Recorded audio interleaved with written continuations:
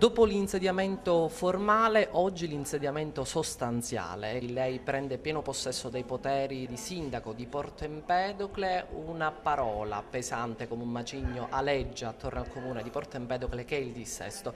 Ecco, un incontro con il commissario Rizza proprio per il passaggio di consegne, quali sono stati i punti all'ordine del giorno?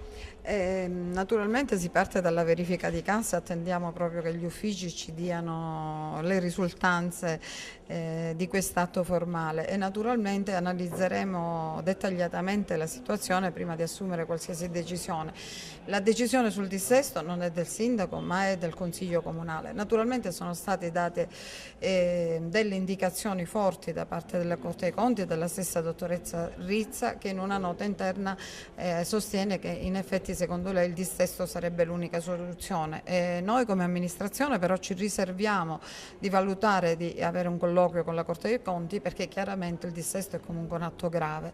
È un atto grave che però non determinerebbe comunque la fine del comune di Porto Empedocle perché il comune, ricordo a tutti, è un ente essenziale, quindi interverrebbe lo Stato per aiutare il comune a poter offrire servizi essenziali e che quindi andrebbe avanti, però certamente molte persone potrebbero essere un po' subire detrimento da questa cosa e soprattutto i creditori perché sostanzialmente dal punto di vista economico è un po' come un fallimento, quindi poi si dovrebbe verificare in che modo questi creditori possano essere pagati. Non è un problema per i precari perché non è dissimile la situazione fra i precari di comuni in dissesto che anzi vengono per certi versi agevolati rispetto ai precari dei comuni non in dissesto perché il problema è il precariato. Sindaco, ovviamente è necessario il reperimento dei fondi. Lei ha già messo in moto una macchina organizzativa a tal proposito?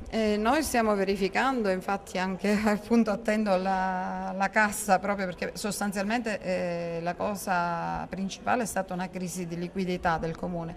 Invito anzi tutti i miei concittadini a provvedere al pagamento delle tasse per poter rimpinguare appunto la situazione e verificare se riusciamo, se potessimo riuscire a evitare proprio la dichiarazione di dissesto. Lei subito dopo la sua elezione alla carica di sindaco è volata a Roma per un congresso con tutti gli eletti portavoce sindaco del Movimento 5 Stelle. Cosa è emerso?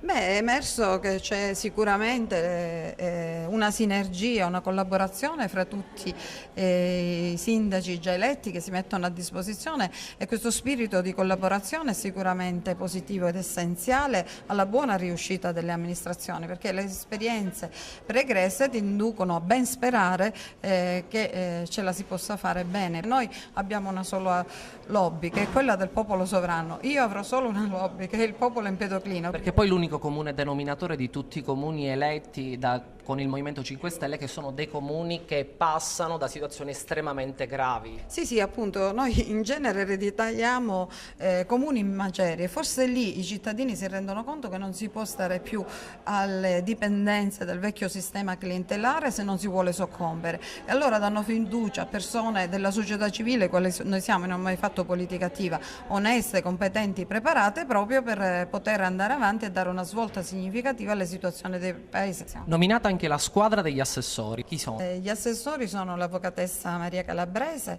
che è un giovane avvocato molto competente, è stata all'estero 2 anni in una banca americana, conosce l'inglese e lo spagnolo, e il dottore Salvatore Urso, che è laureato in economia e management, la dottoressa Stefania Laporta, che è psicologa, e il ragioniere Salvatore Baiamonte, che è un commerciante, quindi conosce tutte le problematiche relative a quest'ambito.